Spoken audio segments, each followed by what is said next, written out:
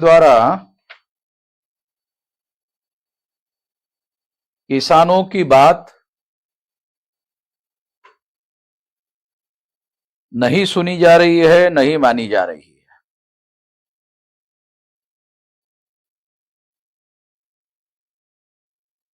अन्नदाता के तौर पर प्रशंसा कर रहे हैं,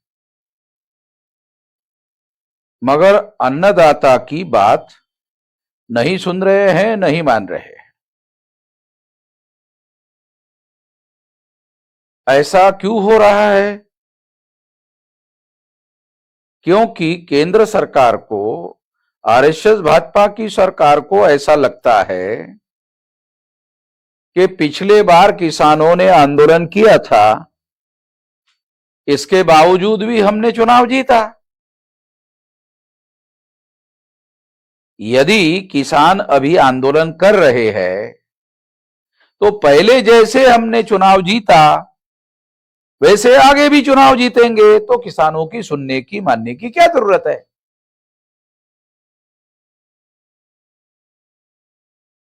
यह वास्तविक बात है। किसान इस बात को समझ नहीं रहे हैं। पिछली बार केंद्र सरकार ने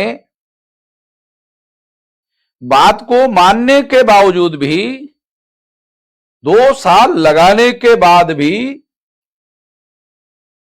उस पर किसी किस्म का कोई फैसला नहीं लिया। इसमें किसानों ने भी कोई सबक सीखने का काम नहीं किया, जो किसानों को सबक सीखना चाहिए। किसानों को क्या सबक सीखना चाहिए? किसानों को अपना आंदोलन केवल पंजाब और हरियाणा और पश्चिमी उत्तर प्रदेश के हद तक लिमिटेड नहीं रखना चाहिए, इसे राष्ट्रव्यापी बनाने का काम करना चाहिए। मगर किसान जो है वो इस बात को ध्यान में नहीं देते। तो इस बात को ध्यान दिए बगैर किसानों की सुनवाई या किसानों की जायज मांगे नहीं मानी जा सकती।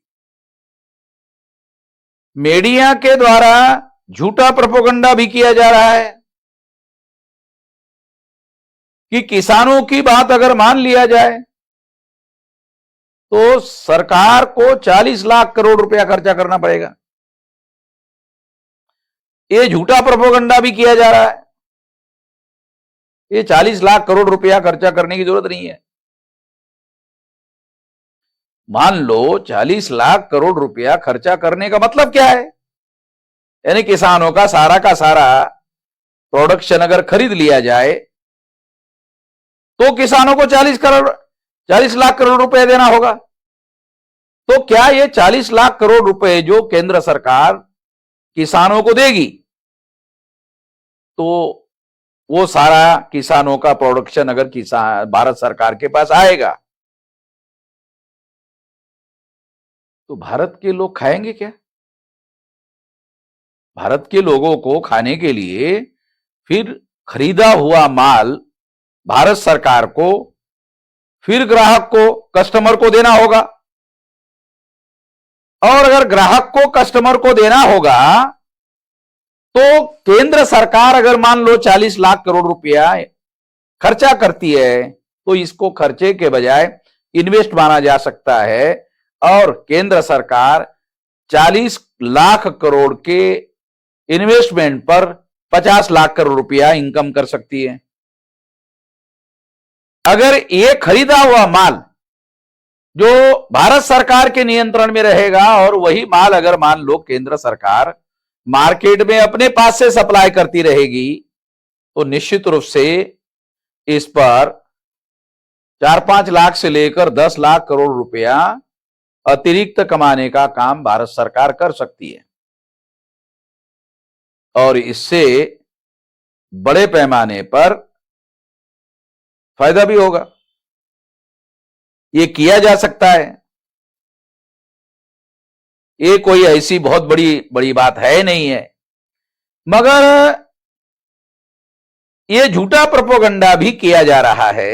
मीडिया के द्वारा ज्यादातर झूठा प्रोपेगेंडा किया जा रहा है। जो मीडिया और जो channel pro BJP, pro RSS के है, वो ज्यादातर इस तरह के काम में लगे हुए हैं, ऐसा मुझे लगता है।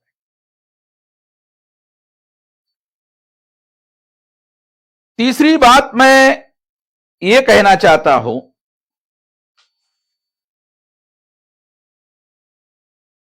वो ये है कि अभी बड़ी खबरें जो हैं टीवी पर आ रही है कि देश के प्रधानमंत्री अबू धाबी में गए और वहां हिंदू मंदिर का उद्घाटन कर रहे हैं। ऐसा प्रोपेगेंडा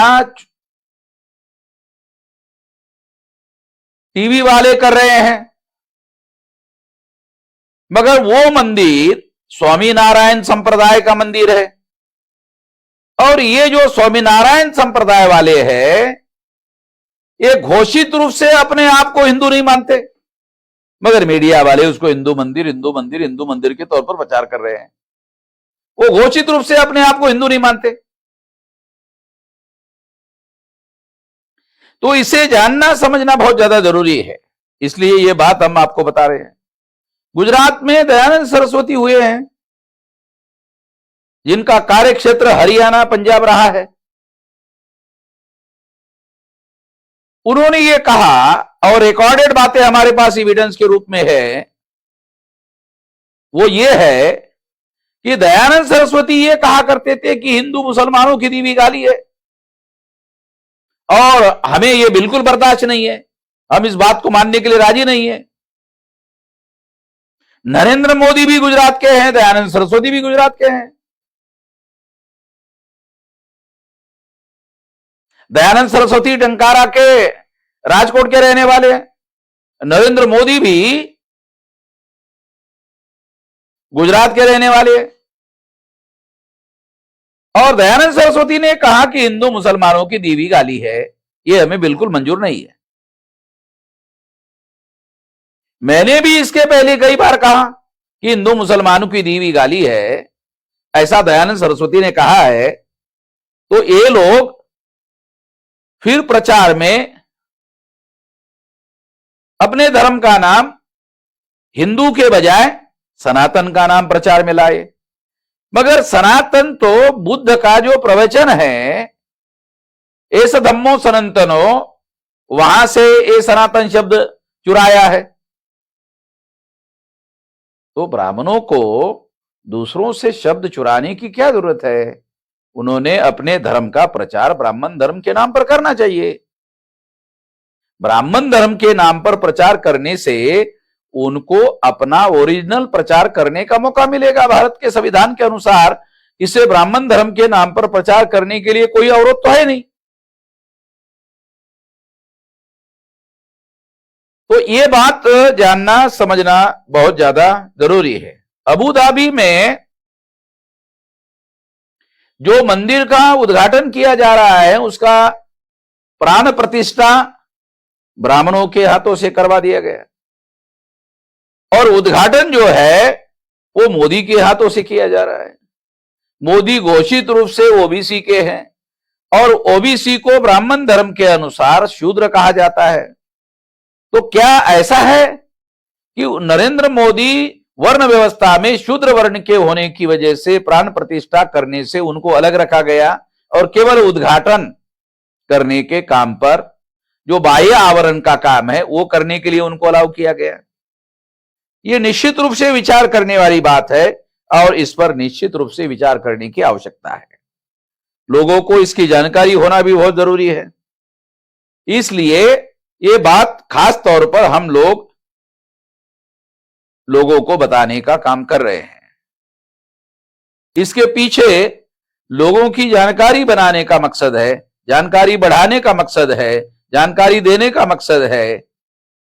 किसी की भावनाओं को ठेस पहुंचाने का मकसद नहीं है कि वास्तविक रूप से क्या जानकारी है लोगों को मानना चाहिए। आखिरकार एससी एसटी ओबीसी कुंभी मराठा ये जो लोग हैं ये अपने को, इनको ब्राह्मण धर्म के लोग हिंदू कहना शुरू करते हैं। तो क्या इनको हिंदू कहना चाहिए? क्योंकि दयानंद सरस्वती तो कहते हैं कि हिंदू मुसलमानों की दी हुई गाली है।